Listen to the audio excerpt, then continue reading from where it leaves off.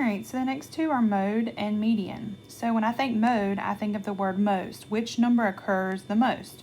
So in this set, the number 4 appears more than any other number. So 4 is the mode of the number set. Now, the one key thing that you need to make sure that you write a note of is you can have more than one mode.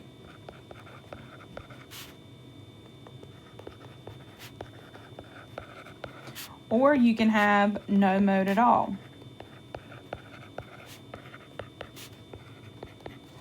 All right, so I'm going to change up my data set right quick. So if I do 16 and 16, then that means that my mode would be 4 and 16 because they both occur 3 times. Or I could take away these two, and then that would mean that every one of these occurred just one time, which means there would be no mode. So just be careful when you're looking at your number sets and make sure you see which pieces occur the most.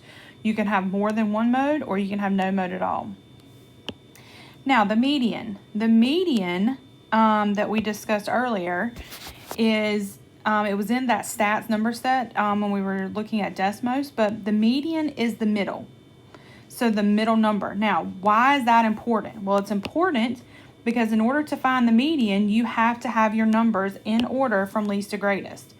So when you arrange your numbers, they have to be in order from least to greatest. If you don't arrange them from least to greatest, then you will not find the correct middle number.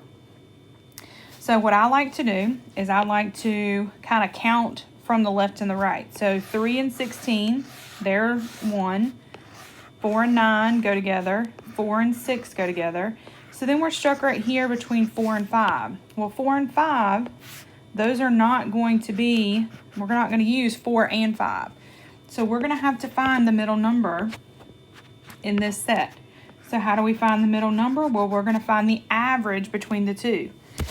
So if you have two middle numbers, then you're going to want to find the average.